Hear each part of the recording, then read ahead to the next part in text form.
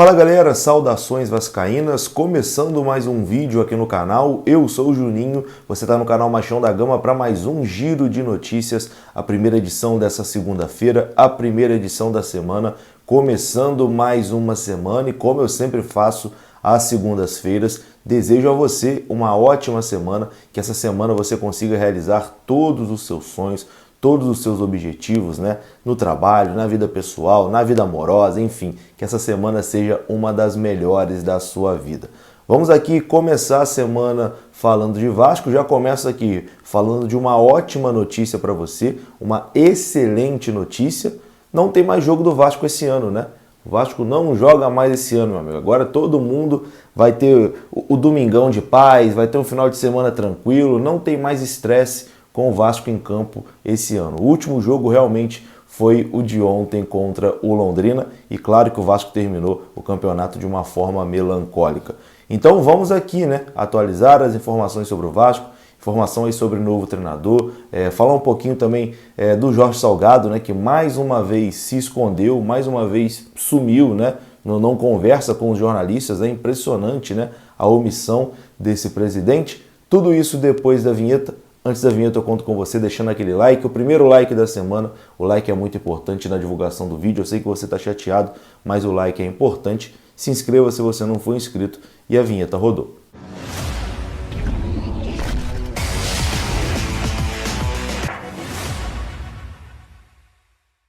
Então bora lá meus amigos, começando mais um vídeo e vai entrar na época de mercado da bola, né? Contratação, dispensa, etc e tal, e talvez você não consiga ficar 24 horas procurando as notícias. Uma forma de você ficar sempre bem informado, recebendo notificações no seu celular, é tendo o aplicativo OneFootball. É um aplicativo completo sobre futebol, sobre o Vasco da Gama também e sobre tudo o que acontece no mundo do futebol brasileiro, futebol mundial, internacional, qualquer coisa que você quiser saber, você encontra no OneFootball. Para baixar é completamente de graça, o link está aqui na descrição desse vídeo e você também pode baixar apontando a câmera do seu celular no QR Code que está aparecendo na sua tela. O OneFootball, o melhor e mais completo aplicativo, totalmente de graça, parceiro do Vasco e parceiro também do canal Machão da Gama. E terminou a Série B do Campeonato Brasileiro, né? O Vasco se despediu de uma forma melancólica, como foi todo esse campeonato do Vasco, um campeonato completamente medíocre,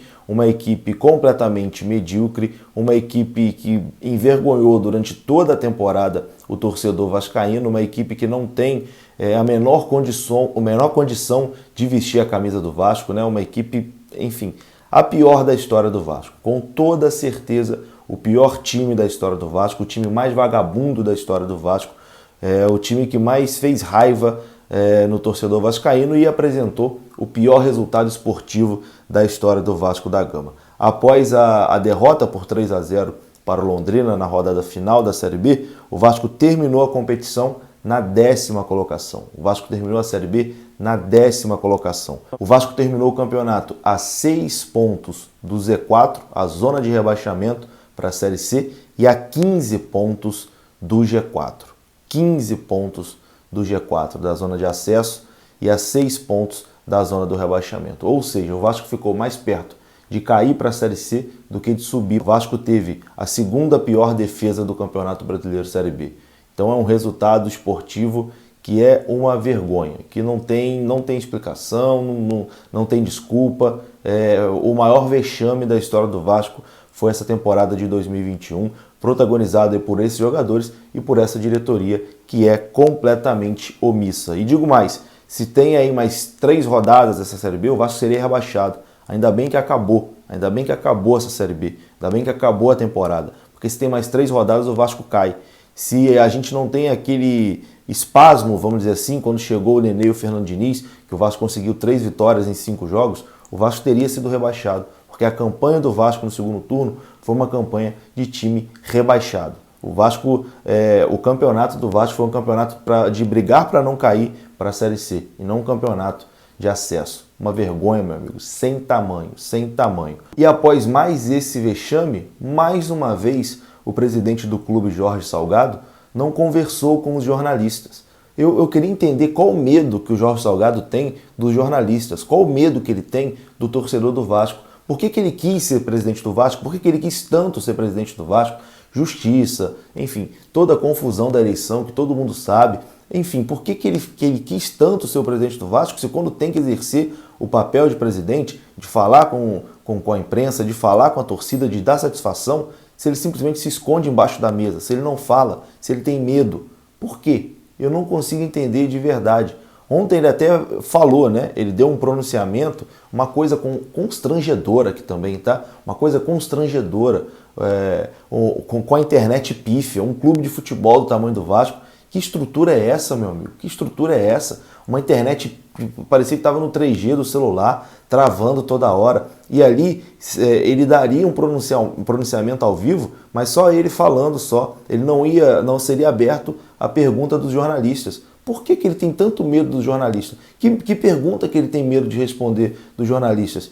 Que mais uma vez ele ia falar, mas seria apenas um pronunciamento, igual fez algumas semanas atrás, um vídeo que ele lançou. Por quê? Por que não responde perguntas? Por que nunca abre uma coletiva com ele? Estranho, né?